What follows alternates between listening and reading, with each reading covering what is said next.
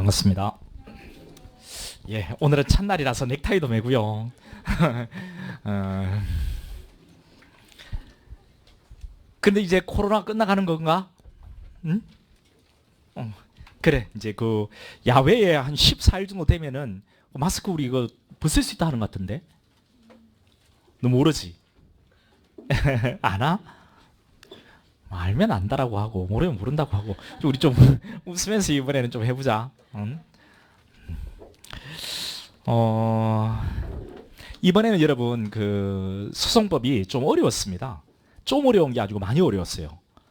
그 박스 안에 그 개수 구하라는 문제에 소명이라는 것도 물어봤더라. 그 내가 강의하면서 소명이라는 것은 이게 나올 수 있다고 전에 모의고사에도 한번 냈던 건데 이번에 냈는지 그 앞에 냈는지 잘 모르겠지만 그 엄격한 증명, 자유로운 증명하면서 소명의 대상도 집어넣고 이 소명으로 분류되는 것도 한번 했을 건데 그리고 설명을 제가 강의할 때 증명할 때 소명도 했었는데 거기 뭐 또 한 제자는 그거 좀 어려웠을 거다 하니까 수업 시간에 설명해 준 기억이 나서 이거는 쉽게 풀었다고 하는 친구도 있던데 일단 그런 것도 들어가 있고 그 소명을 물어본 적은 변호사 시험 통틀어 가지고 한 번도 없었는데 이번에 물어보고 그리고 변시에 남았던 문제를 우리가 뭐 형법 형사법 통합형 문제를 안 낸다고 해놓고서 마지막에 그 변시에 남았던 형태의 문제를 물어봤더라.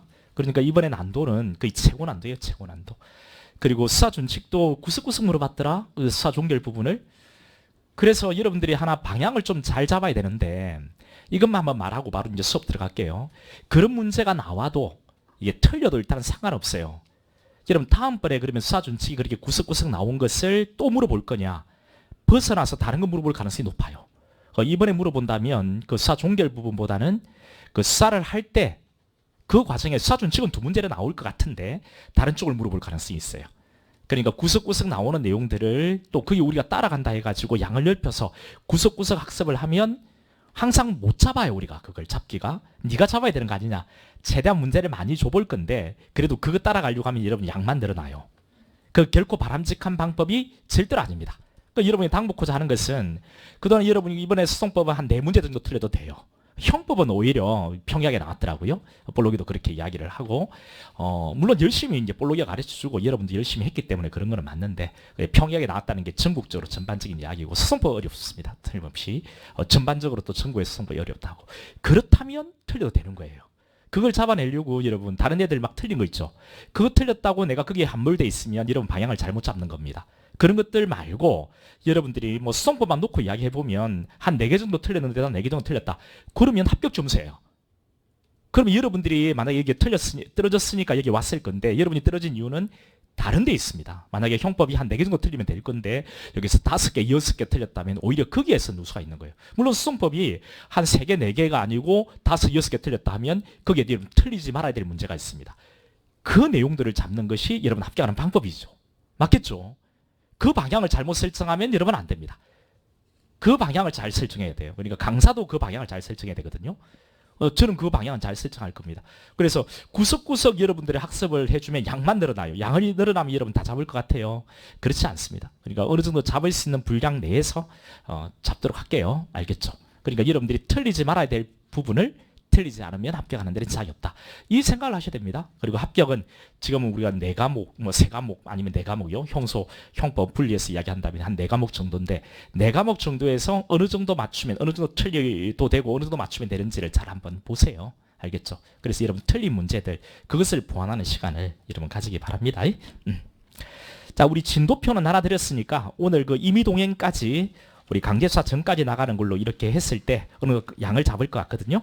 거기까지 나가는 걸로 일단 그렇게 할게요. 알겠죠? 9시 반까지 돼 있는데 9시 반 이후에는 꼭 가야 되는 수험생이 있더라고요. 한번 손 들어보세요. 9시 반 여기는 무조건 가야만 내가 열차를 탄다. 내가 미리 알아야 돼서. 그러면 9시 반에서 10시, 10시는 넘으면 안 되지만 한 9시 반에서 10시, 원래 9시 반인데 한 10시 정도까지는 좀 진도가 남으면 더 해도 된다. 안 된다 하는 사람은요? 안 되는 사람은 손 들어보라 하면 안 들겠지. 그러면 9시 반에 무조건 가야 되는 건 아니죠. 저전에 9시 반에 무조건 맞춰서 열차를 타야 된다는 수험생이 있더라니까요. 혹 있으면 영상말에도 있을 수 있으니까 있으면 저한테 한번 나보세요. 그러면 내가 넘지 않도록 해드릴게요. 여러분 뭐 원래 약속이 9시 반인데 그리 하면 안 되니까. 그러니까 혹 9시 반에서 10시 사이에는 10시는 넘지 않을 건데 그 사이에서 진도가 안 끝나면 좀 더 할게요. 근데 9시 반에 무조건 가야 되는 수험생이 한 명이라도 있으면 우리 첫 약속이 9시 반이니까 9시 반에 마치도록 하고요. 그 다음에 이번에는 스터디를 한번 해볼까 싶습니다. 그 스터디, 그 온라인 상으로 한번 해볼까 싶거든요. 그래서 거기는 저도 참여할게요. 참여하고, 그래서 여러분, 여기는 그냥 들어만 와가지고 안 할 것 같으면 하지 마세요. 하지 말고, 정말 스터디를 열심히 해볼 친구들만 여기 테마부터 시작해서 알짜 우리 진도별 그리고 전범위까지 마지막 최종 마무리까지 데리고 갈까 싶거든요. 목표는 전원 합격. 물론 2과목만 합격하는 건 아니지만 일단 제가 가르치는 과목들에 있어서는 점수를 최대한 높게 받을 수 있게끔 한번 해볼까 싶은데 저도 참여를 하고요. 그래 할 친구들만 한번 생각을 해보세요. 뭐 할 거냐면 우리 나간 진도만큼 기출문제집 푼 것을 인증샷도 올리고요. 거기서 여러분 내가 틀린 문제, 틀린 지문들, 이해 안 되는 지문들을 올려서 그걸 알고 있는 친구들이 있겠죠. 그런 친구들은 자기가 답변도 해보고 그 답변에 대해서 또 의문나는 거 있으면 같이 질문도 해보고 이 지문이 출제하려고 했던 것이 뭔지 뽑아낼 수 있는 한 뽑아내가지고 같이 이야기해보고 설명해보고 이렇게 하려고 합니다. 그 일주일 나간 진도 그 진도만큼만 이렇게 해서 나가고 그 다음에 이제 뭐 전범위 가면 그 내용을 그대로 이어서 계속 해나갈까 싶거든요. 틀림없이 도움은 많이 될 거라 저는 생각이 듭니다. 즉각기로 참여해서 질문 올리고 그 질문을 정확하게 이해해 나가는 과정은 여러분 스스로 설명도 해보고 질문도 해보고 그에 대한 답도 남기고 그때 훨씬 더 기억도 오래 남고요. 적극적으로 학습하는 학습 방법이 될 겁니다. 시간을 뭐 길게 잡는 것도 아니고 여러분 거기 들어와서 뭐 다른 거 필요 없어요. 여러분 이제 생활을 잘 컨트롤해야 되니까 기출문제 푼 거 인증샷을 올려야 되는 거고 뭐 확인을 해야 되니까 제가 그리고 여러분들 거기 질문 여러분 의문나는 지문들 문제들 질문 올려서 거기서 같이 한번 답을 해보는 겁니다. 여러분이 답이 나오면 되고요. 또 거기는 내가 답을 얻었는데 정말 도움되는 답변이 있으면 거기에 이게 뭐 클릭해 주는 것도 있습니다. 그 클릭이 많은 질문을 올린 친구 많은 답변에 호응이 있는 친구는 제가 보상을 할게요. 그래서 여러분들이 적극적으로 참여하는 것도 한번 해볼 텐데 여러분 이게 정말 파워풀합니다. 적극적으로 참여한다면 그러니까 끝까지 해볼 수험생들만 하세요. 들어와가지고 참여 안 할 거면 제가 탈퇴시킬 테니까 그렇게 하지 말고 정말 참여해볼 친구들만 참여해보세요. 한번 생각해보세요. 생각해보면 제가 링크를 어떻게 해서 들어오는지를 알려드릴게요. 나중에. 자 그러면 들어가죠.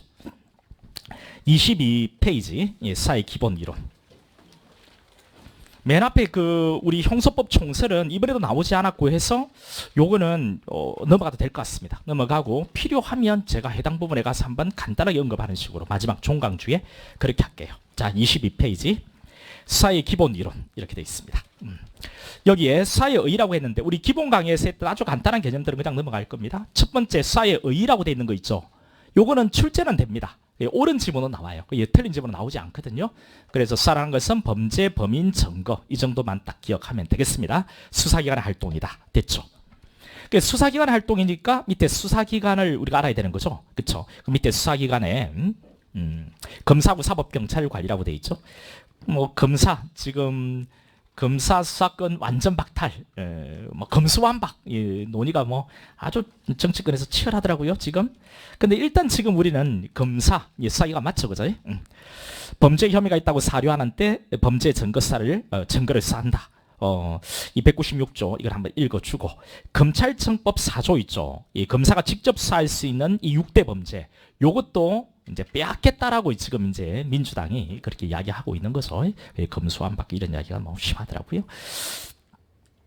검사가 직접 수사할 수 있는 범죄가 1항 1호에 쭉 있습니다. 6대 범죄가 이런 범죄들 한번 일단 보지 마세요. 이게 어떻게 이제 쭉 진행될지는 좀 더 보게 검찰청법 4조는 일단 넘어가세요. 직접 수사할 수 있는 6대 범죄가 있다는 것 정도 그리고 어떤 범죄인지 한번 읽어보고 이제 넘어가는 식으로. 자, 197조 사법경찰관리 거기에 1항에 경무관 총경 경정 경감 경이라고 했죠. 그 경이 뒤에 경사 들어가면 안 된다는 것 이거 점검하면 되겠고요.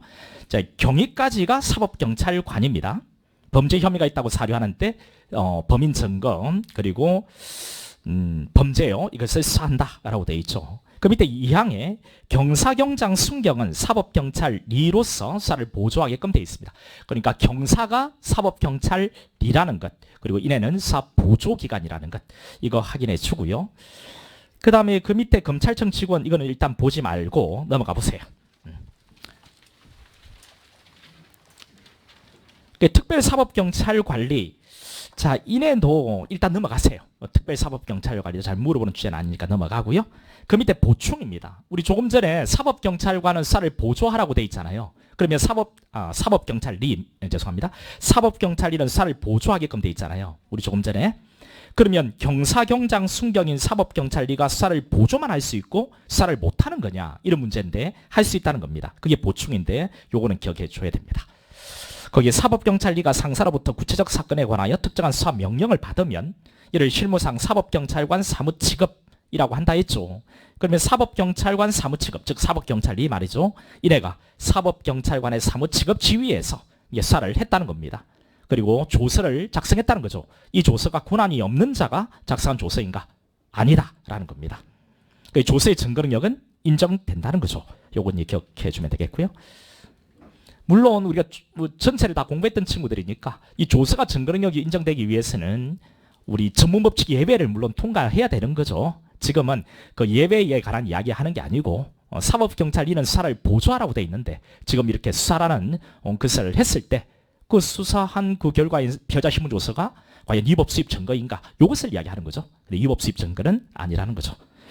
그 다음 수사기관에 직무관할구역이 있습니다. 수사기관은 자기 직무관할구역이 있죠. 근데 관할구역 벗어나서 수사를 할 수 있습니다. 여기서는 보고를 해야 된다는 것만 체크하고 넘어갈게요.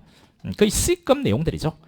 210조에 두 번째 줄 맨 뒤에 검사장 또는 지청장에게 보고는 해야 된다. 됐죠? 첫 번째 줄 가운데 약간 뒤에 관할구역 외의 사법경찰관리의 촉탁을 받아. 첫 번째 줄 앞에 더 볼게요. 관할구역 외에서 수사하거나 관할구역 외의 사법경찰관리의 촉탁을 받아 수사를 할 때 그때 보고는 해야 된다는 것 됐고요. 중요하지 않습니다. 검사하고 사법경찰관리의 관계인데 이게 중요합니다. 다시 이쪽으로 이제 선회할 가능성이 있는 거죠. 이 차이는. 자, 수사준칙을 너무 꼼꼼하게 물어봅니다. 지금은. 그래서 이번에는 모의고사든 뭐든 문제수를 2문제를 배당했는데 한 3문제 정도로 폭넓게 한번 준비를 한번 해볼게요. 수사준칙만은 폭넓게 한번 준비를 해보겠습니다. 저도. 검사하고 사법경찰관리의 관계 195조. 검사하고 사법경찰관은 수사공소액이 공소유지에 관하여 서로 협력한다. 협력관계로 바뀌었다는 거 이거 점검하시고요. 그 다음 2항에 1항에 따른 수사를 위해서 준수해야 할 일반적 수사 준칙에 관한 사항은 대통령령으로 정한다. 이거 아직 안 물어봤는데 혹 물어볼 수 있으니까 대통령령이라는 거 기억하고요. 법무부령 이렇게 바뀌면 틀리다는 것도 점검을 해주세요. 처음에 검찰인애들의 주장은 법무부령으로 해야 된다는 주장이었거든요. 그런데 이게 뭐 논의를 거치면서 대통령령으로 했습니다. 그래서 이거는 확인을 해주고요. 아직은 물어보지 않았습니다. 보안수사 요구. 검사는 다음 각 호의 어느 하나에 해당하는 경우에는 사법경찰관에게 보안수사를 요구할 수 있다라고 되어 있는데요. 보안수사. 자, 1호에 이거는 시험에 나왔죠. 잘 기억하셔야 됩니다. 송치사건, 경찰이 검사에게 송치한 사건의 공소액 여부 결정 또는 공소 유지에 관하여서 필요한 경우. 2호에 사법경찰관이 신청한 영장의 청구 여부 결정에 관하여 필요한 경우. 이 경우에 보안수사를 요구할 수 있다라는 겁니다. 보안수사. 사법경찰은 1항에 요구했을 때 정당한 이유가 없는 한 지체 없이 이를 이행하고 그 결과를 검사에게 통보하는 겁니다. 이행을 하고 통보한다.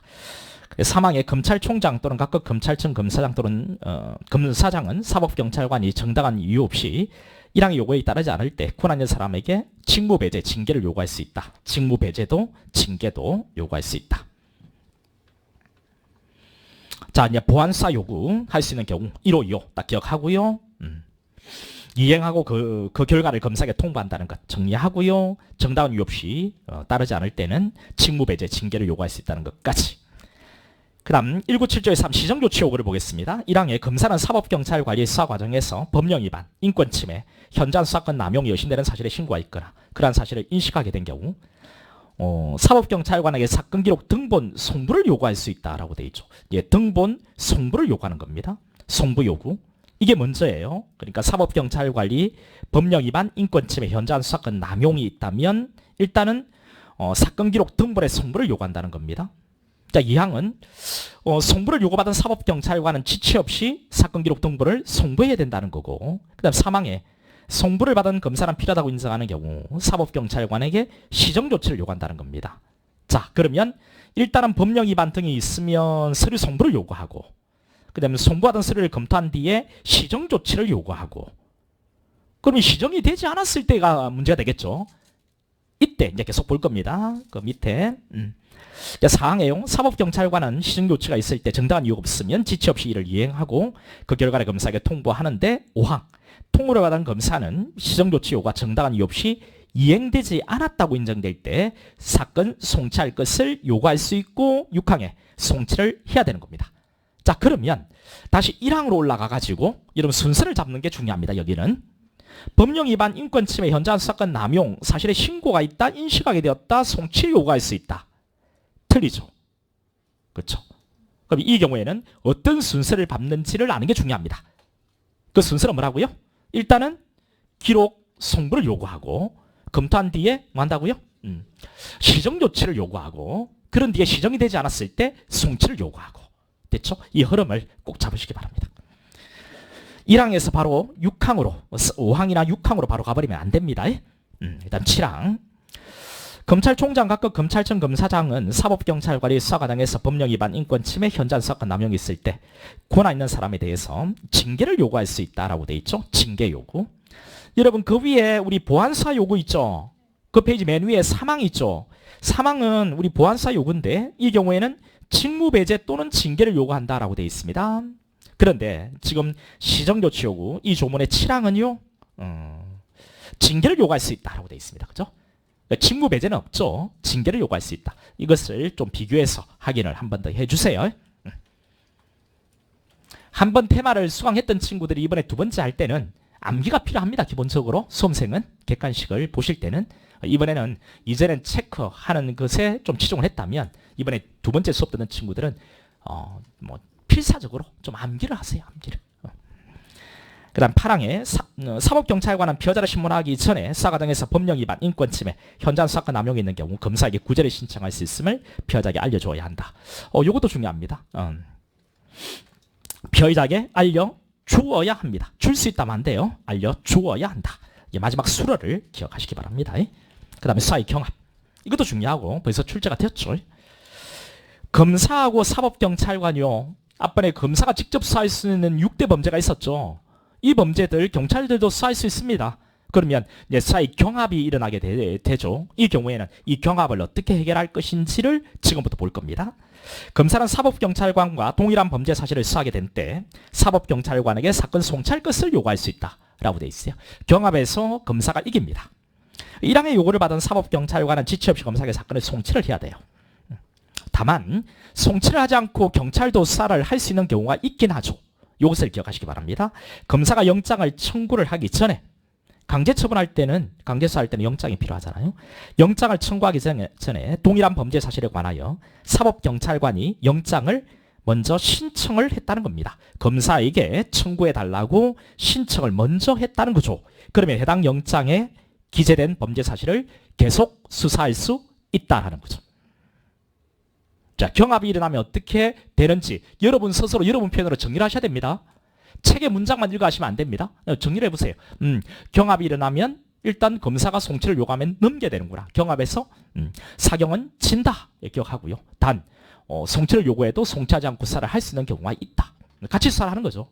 뭐 검사가 영장을 청구하기 전에 사경이 먼저 검사에게 영장을 청구해달라고 신청을 먼저 했다면 이런 것들 기억해주고 그 다음 221조의 호 사법경찰관이 신청한 영장 청구 여부에 대한 심의인데요.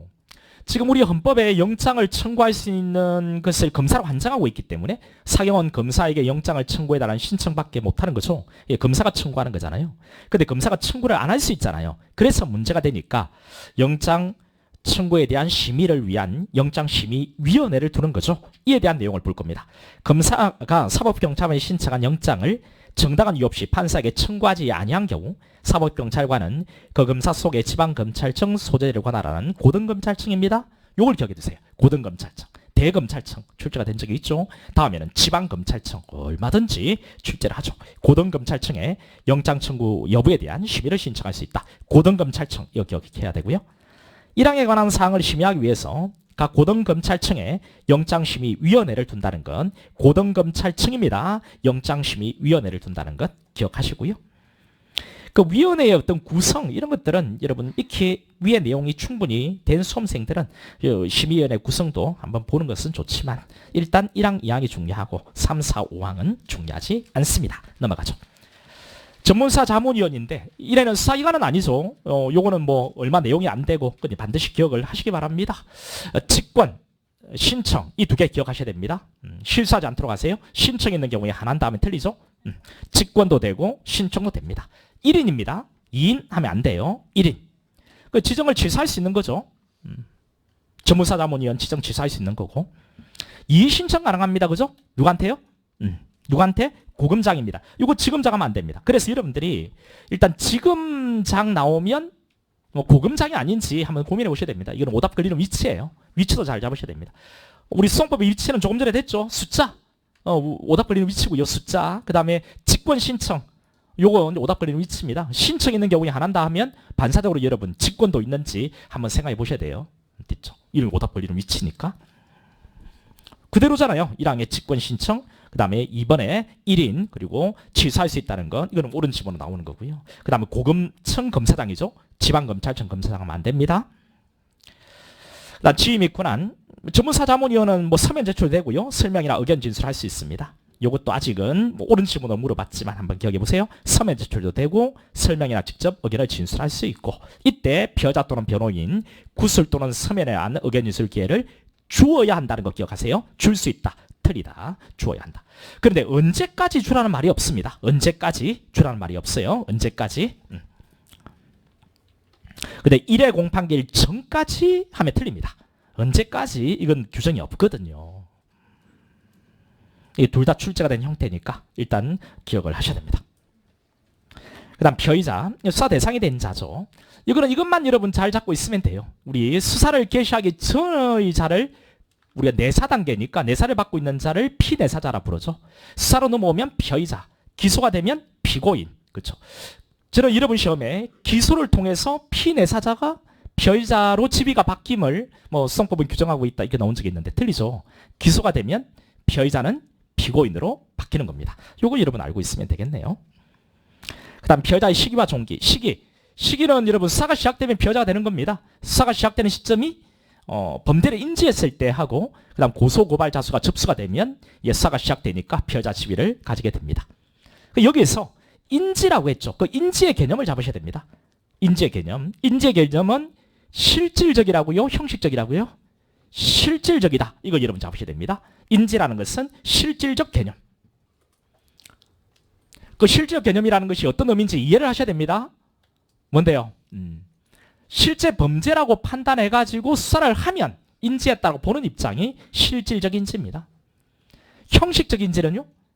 그 인지에 따른 절차를 거쳤을 때 인지했다 보는 입장이 형식적 인지입니다. 그래서 수사기관 개인이 구체적인 사실에 근거해서 범죄라고 판단했을 때 어떤 절차를 밟게 되어 있다고요? 인지 보고서를 작성해서 보고를 합니다. 그래 결제가 떨어지면 범죄 사건부에 사건 번호를 부여해서 사건을 수리하는 절차를 밟도록 되어 있습니다. 이런 걸 모두 거쳤을 때 인지했다 보는 입장을 형식적 인지라고 하는 거고요. 근데 우리 판례 입장은 형식이 아니고 실질입니다. 그러니까 인지에 따른 절차를 거치기 전이라 하더라도 범죄 혐의가 있다라고 보고 실제 수사를 시작하면 인지가 된 것이라는 거죠. 그래서 인지에 따른 절차를 거치기 전에 피의자 신문을 했고 참고 조사를 했습니다. 이때 작성을 한 조서가 위법 수입 증거인가? 아니다라는 거죠. 여기까지 여러분 가시면 됩니다. 자, 이번에 범죄 인지는 실질적 개념 이거 잡으시고요. 따라서 인지 절차 밟기 전에 수사를 했다 하더라도 그 한 줄, 두 줄, 세 줄, 네 번째, 다섯 번째 줄 수사가 위법하다고 볼 수는 없고 그 수사 과정에서 작성된 피의자 신문조서, 진술조서, 증거 능력도 이를 부인할 수 없다. 요 내용들 반드시 잡으시기 바랍니다. 일단 종기는 공소를 제기하면 피고인이 되는 거니까요. 그다음 불기소 처분하면 일반인으로 돌아가는 거니까 피의자 지위를 벗어나게 되죠. 관련 판례. 여러분 이건 헌법과 연결해가지고도 같이 보셔야 되는데요. 우리 진술 거부권은 모든 국민에게 다 보장되어 있는 기본권입니다. 그죠? 진술 거부권은 모든 국민에게 다 보장되어 있습니다. 모든 국민이 다 진술 거부권 행사할 수 있어요. 그러니까 수사가 개시되기 전 내사 단계에 있는 내사를 받는 자도 진술권 행사할 수 있고요. 피의자도 행사할 수 있고요. 참고도 행사할 수 있습니다. 진술거부권은. 그런데 진술거부권이 있다는 것을 고지받을 권리는 기본권이 아니에요. 고지는 누구에게? 피의자한테 고지하라고 되어 있고 피고인에게 고지하라고 되어 있습니다.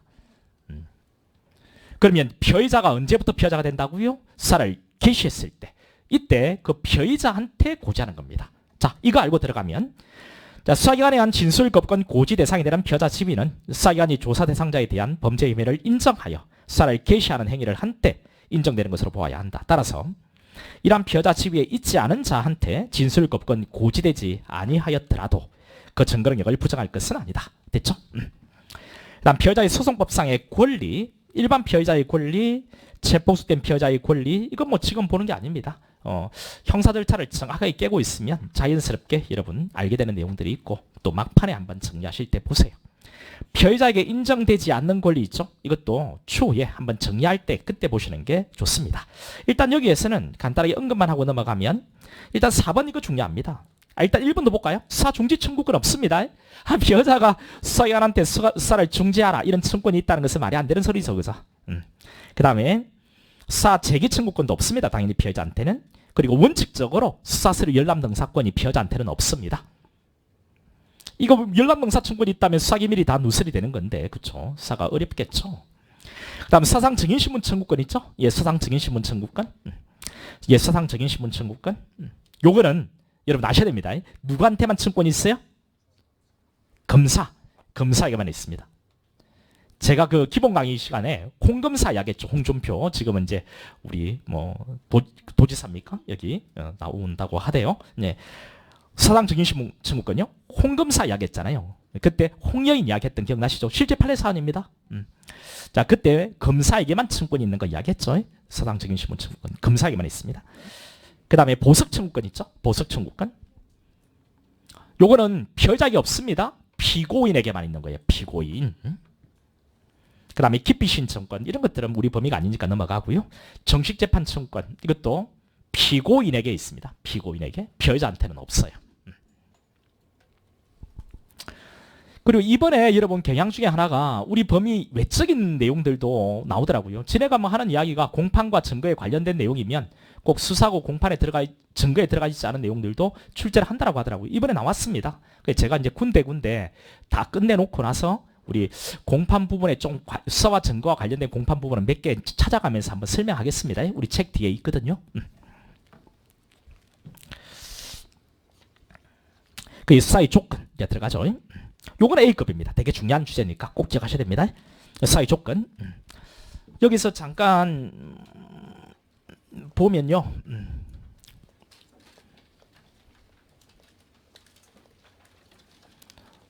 이것만 몇 개만 잠깐 볼 겁니다. 여러분 안 펴셔도 됩니다. 안 펴셔도 됩니다. 예, 수사의 조건, 시작을 할 때 조건과 실행할 때 조건이 있는데요. 시작을 할 때 조건, 범죄 혐의하고 공소되기의 가능성입니다. 이 범죄 혐의, 이 범죄 혐의를 한번 정리를 한번 해보세요. 주관적 혐의, 이것을 여러분 시험에 물어봤는데 틀리더라고요. 그때 어떻게 물어봤냐면 수사를 시작할 때 범죄 혐의는 뭐 구체적 혐의를 말한다. 주관적 혐의인데 이것은 구체적 혐의를 말한다. 라고 했더니 여러분 막 틀리는 거예요. 옳은 거잖아요. 이 지문. 그쵸? 근데 주관적 혐의라는 이런 것은 익숙해져 있어도 구체적 혐의라고 이렇게 지문에 반영한 건 처음이었어요. 그때가. 근데 제가 늘 강의할 때 주관적 혐의라는 것은 구체적 사실에 입각한 범죄입니다. 직감, 육감 이거 아니다. 구체적 사실에 입각한 혐의다.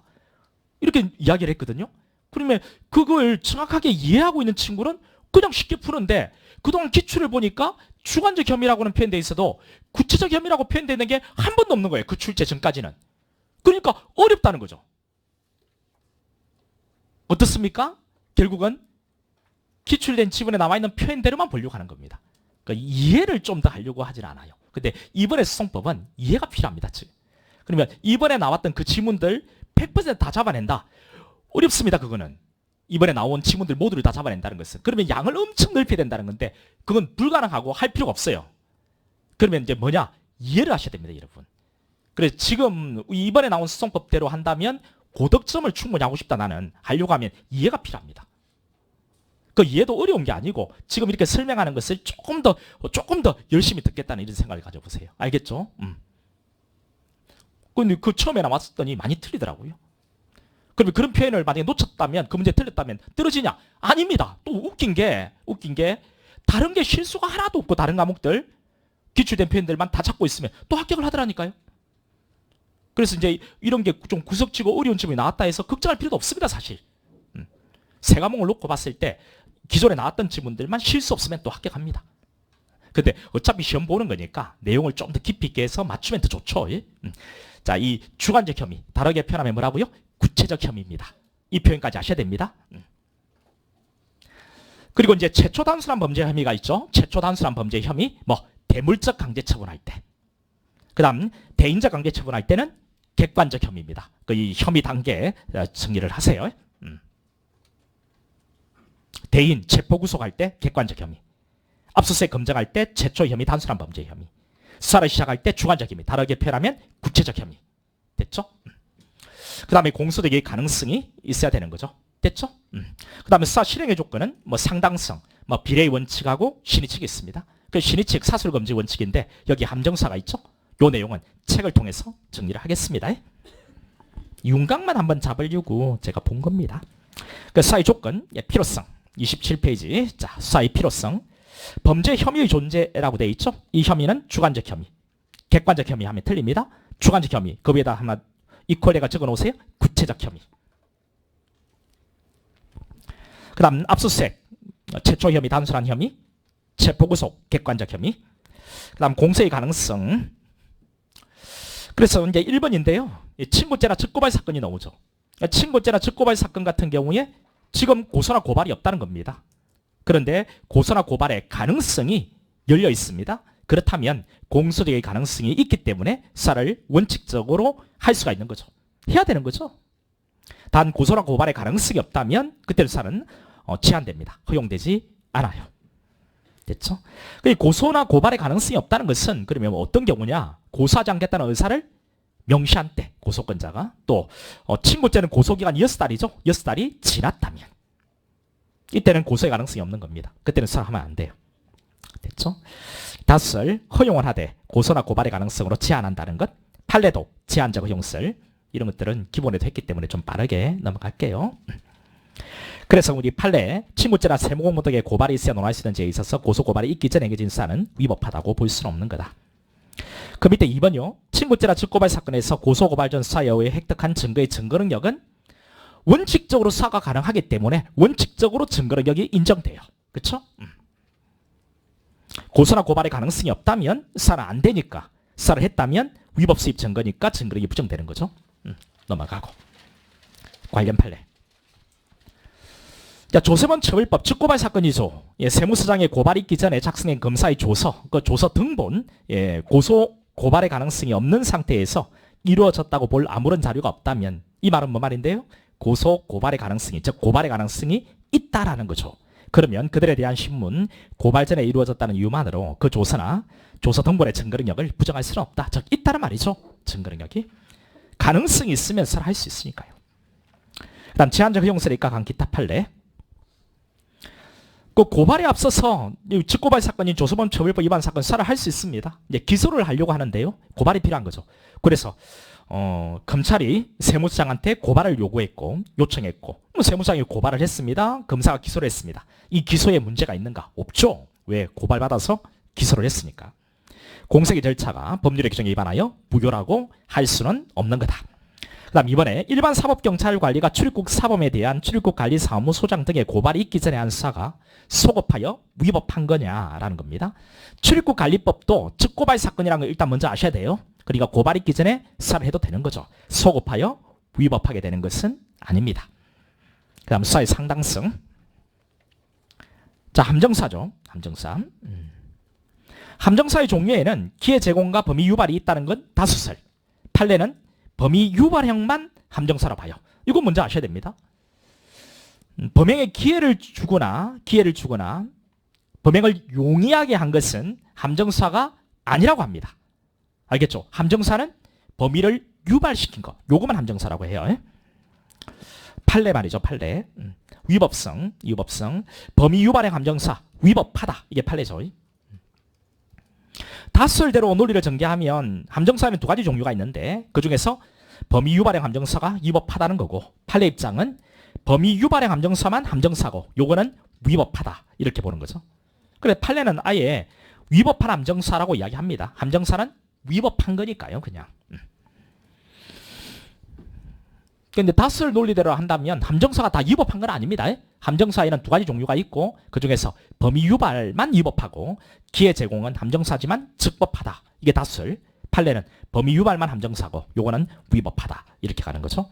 효가 위법한 함정사를 통한 공소 제기했을 때 무효입니다. 공소기 절차가 법률의 규정에 위반하여 무효.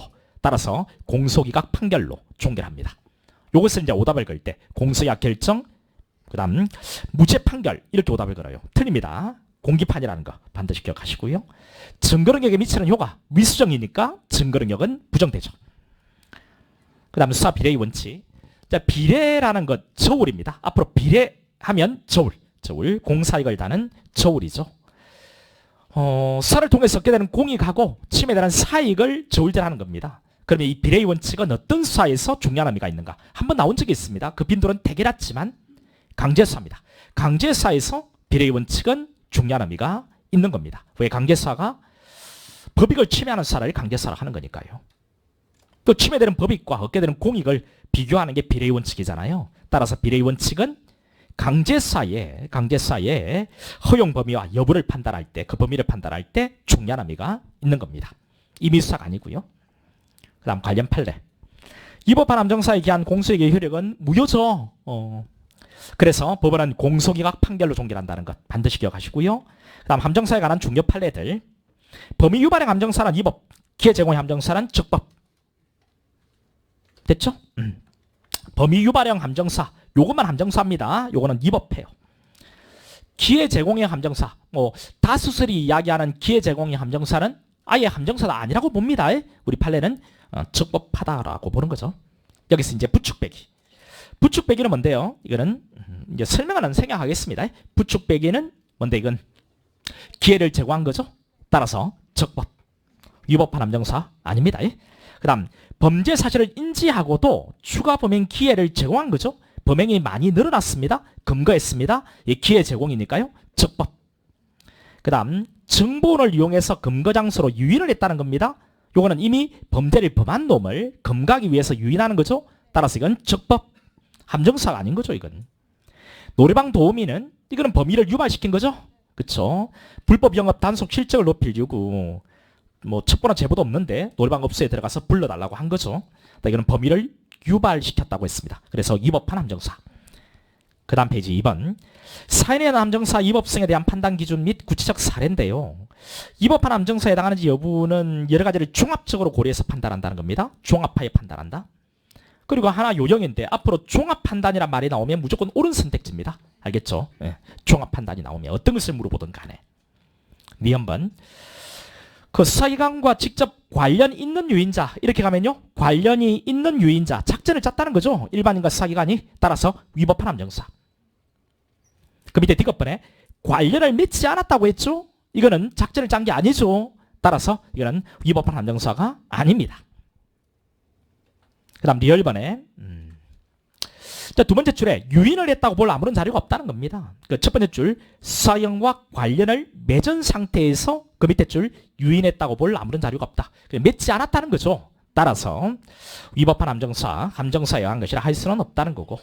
미연번에 직접적인 관련이 없다라고 했죠. 따라서 이것은 위법한 함정사가 아닌 거죠. 비업번. 뇌물 공여자가 함정에 빠뜨릴 생각만 있었다고 보기도 없다는 거예요. 이 사안은. 근데 설령 함정에 빠뜨릴 생각만 있었고 뇌물을 공유할 생각이 없었다 하더라도 뇌물을 받아먹은 놈은 대가성이 있는 뇌물을 받아먹은 거예요. 직무 관련해서. 따라서 자, 함정교사란 사정이 뇌물 공여자의 함정교사란 사정이 뇌물수산자의 책임을 면하게 하는 사유는 될 수 없다는 게 판례죠. 여기 형법에서 나온 적이 있으니까 같이 기억을 해주면 되겠습니다. 그 다음 그 밑에 경찰관이 게임 결과물의 환전 이런 것들이 나와야 되는 겁니다. 이렇게 중요한 판례가 있고 의미가 있는 판례가 있는데 이번에는 아주 그 특별법을 물어봤더라고요. 그래서 이것은 마지막에 여러분 프린트를 가지고 정리를 한번 하겠습니다. 오늘 프린트 나눠드렸죠? 자, 일단 이 판례 보세요. 책도 보고 프린트도 왔다 갔다 하면 번잡하고, 그래서 끝까지 가고 난 뒤에 나눠드린 프린트는 항상 꼽아두세요. 마지막에 한번 쭉 정리를 할게. 자, 경찰관이 게임 결과물의 환전을 거절하는 피고인에게 적극적으로 환전을 요구하는 방식의 함정사가 위법한 거냐? 게임 결과물의 환전을 거절하는 피고인에게 적극적으로 환전을 요구했다면 이거는 범위를 유발시키는 거니까 위법한 함정사가 되죠. 경찰관이 함정사 과정에서 이미 이루어지고 있던 피고인의 다른 범행을 적발했다는 겁니다. 다른 범행을 이미 이루어지고 있는 거, 요거는 범위를 유발시킨 게 아니죠. 그쵸? 적발한 경우에 이에 관한 공소시효가 법률의 규정에 위반하여 무효인대에 해당하는 거냐? 아니죠. 자, 어떤 내용인지 자 밑에 하나씩 보면서 보죠. 1번에 본래 범위를 가지지 않은 사람에 대해서 수사기관이 사소리와 결약을 써서 범위를 유발케 하여 범죄를 검거하는 함정사는 위법하다. 자, 이런 범위 유발의 함정사는 공소시효에 하면 그 절차가 법률의 규정에 위반하여 무효, 공기판 떨어진다. 그 다음 2번에 수사기관이 사소리나 결약 등을 써서 피고인의 범위를 유발한 것이 아니라 이미 이루어지고 있던 범행을 적발한 것에 불과하다. 이에 관한 공소시효가 함정사에 기한 것으로 볼 수는 없다는 것. 그래서 그 밑에 사안이 나오죠. 경찰관이 피고인 운영의 게임장에 대한 잠입수사 과정에서 게임을 이용한 사행행위를 주장하고 있는 피고인을 적발하고 게임 결과물 환전을 적극적으로 요구한 이 경우에는 이거는 범위를 유발시킨 거니까 공소시효가 함정사에 기한 것으로,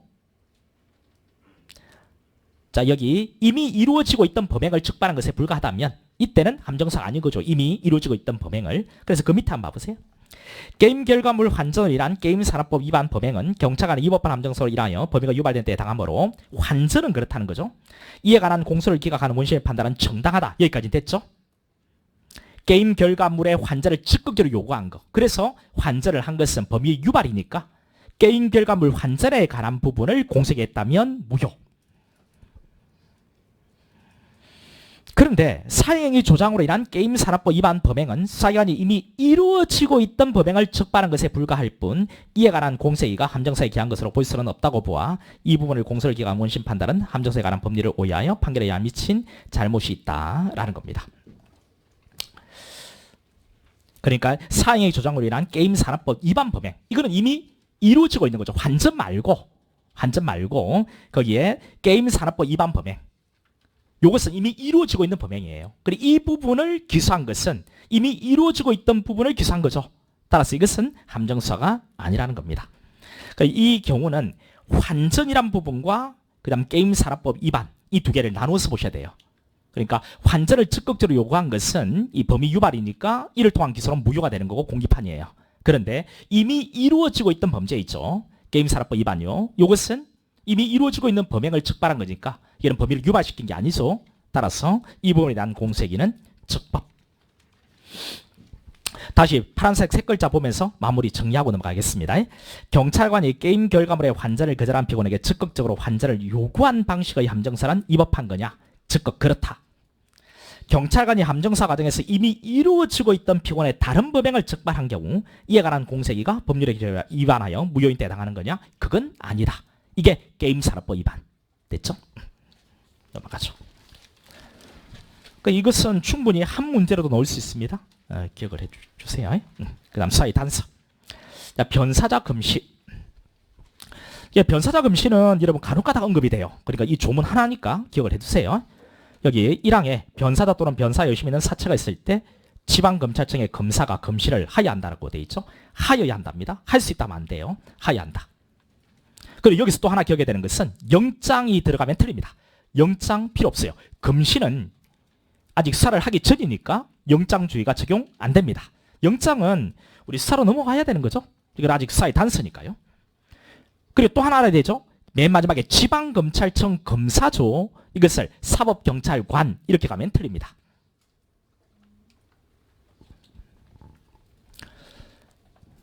그리고 여러분 여기서 또 하나 더 이야기해 볼까요? 이게 여러분 원래 형법 이야기인데 우리 수송법에 전에 한번 나온 적이 있습니다.